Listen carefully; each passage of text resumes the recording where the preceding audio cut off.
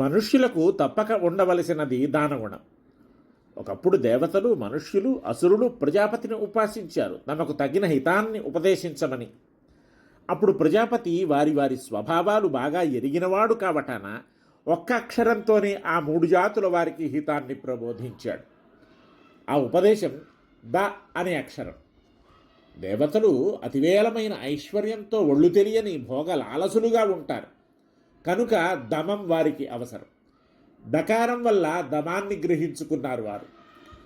అసురులు క్రూర స్వభావులు, జాలి నెరగని వారు కనుక వారికి దయను ప్రబోధిస్తున్నాడు ప్రజాపతి అని దకారం నుంచి దయను గ్రహించారు వారు.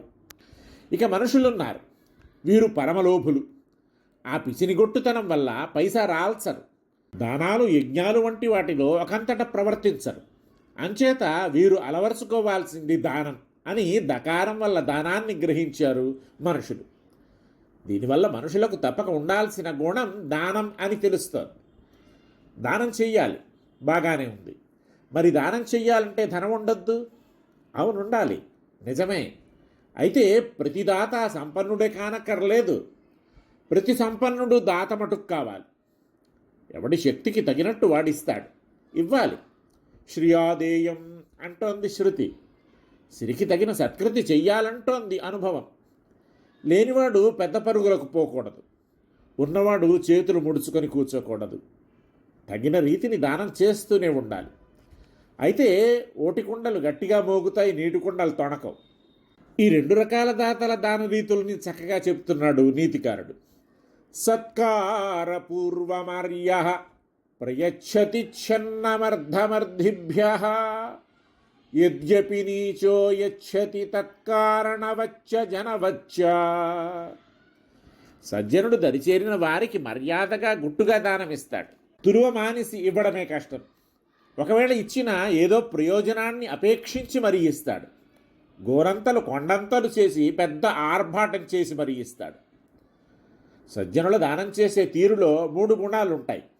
తన దగ్గరకు వచ్చినాడని తక్కువ చేయడు, తేలిగ్గా చూడడు. తన భాగ్యవశాన తనను ధరించడానికి వచ్చినాడని సంబరపడిపోతూ వచ్చిన వారి యందు పెద్దరికముంచి ఎంతో మర్యాద చేసి ఇంత యోగ్యమైన పాత్ర లభించిందన్న ఆనందాన్ని తా కావించే మర్యాదలో కనబరుస్తూ మరీ ఇస్తాడు. ఆ ఇవ్వడము ఎలా ఇస్తాడో తెలుసా?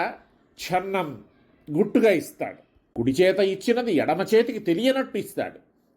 అదిరిపడక ఆడంబరాలకు పోక ఒదిగి ఒదిగి ఎంతో బిడియంతో ఇస్తాడు.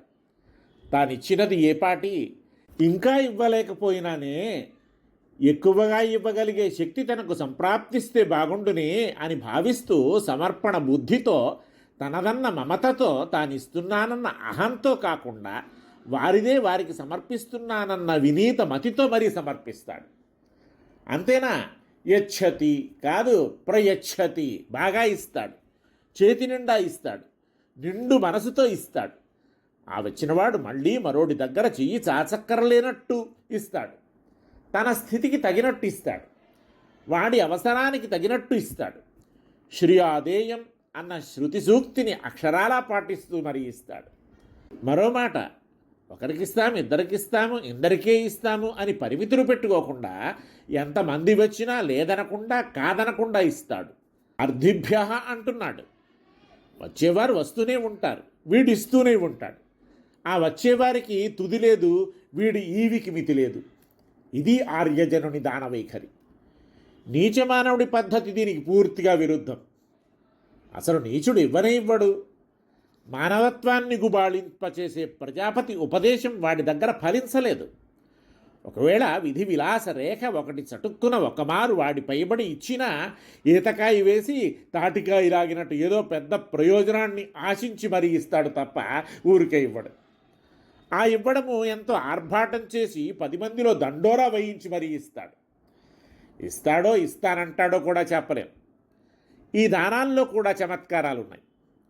ఒకడు తానే నిర్వాహకుడుగా ముందు నిలిచి తన వంతు 1,00,000 అంటాడు. వెరిజనం ఆ మాట అక్షర సత్యం అనుకొని తమ వంతు 5,000, 10,000, 25,000 అంటూ వేలంపాటలు పాడేసి సొమ్ములు కొమ్మరించేస్తారు. కలరూపెరుగక అన్నీ నొల్లుకొని మూట కట్టుకుంటాడు ముందు దాన ప్రకటనం కావించిన ఆ పెద్ద మనిషి. ఇట్లా దానాలు కాక దాన ప్రకటనలు కావిస్తూ ఉంటారు నీచులు. అట్లాంటి నీచుల్లా కాక సజ్జనుల్లా గుట్టుగా మర్యాదగా తగినంతగా తగినట్టుగా సమర్పణ కావించి ఆర్యులుగా పేరు పొందాలి జనం అంటాడు సుందరపాండ్య చక్రవర్తి.